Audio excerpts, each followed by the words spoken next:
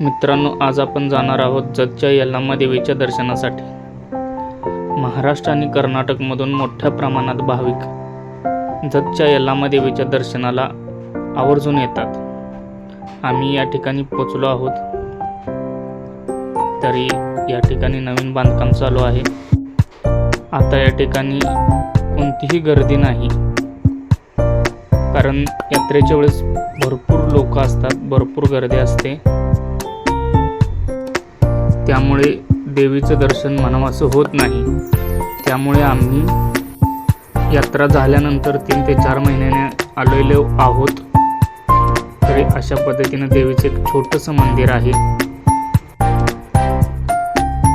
शेजारी मोठमोठी वृक्ष आहेत, वडाची झाडं आहेत. या ठिकाणी स्वच्छतेचंही भरपूर ध्यान दिलं जातं.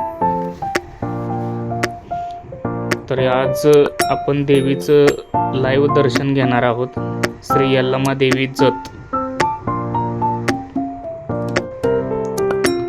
या ठिकाणी आपण पाहू शकता यल्लामा देवीचं दर्शन. आणि शेजारीच परशुरामांचं मंदिर आहे. आपण परशुरामांचंही दर्शन घेऊ शकता.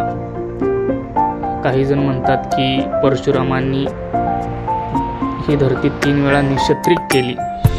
जर परशुरामांनी ही धरती 3 वेळा निक्षत्रित केली असती तर या धर्तीवरती कोणीही क्षत्रिय उरला नसता. असं काही नाही, असं माझं मत आहे.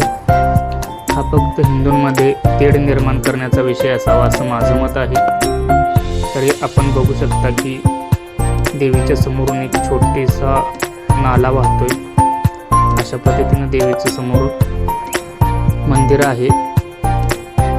किती मोकळा आणि रम्य परिसर आहे आपण पाहू शकता या ठिकाणी.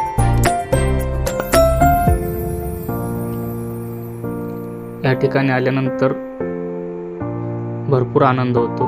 आणि आपण बघू शकता या ठिकाणी नारळ वाढवण्याचं काम चालू आहे.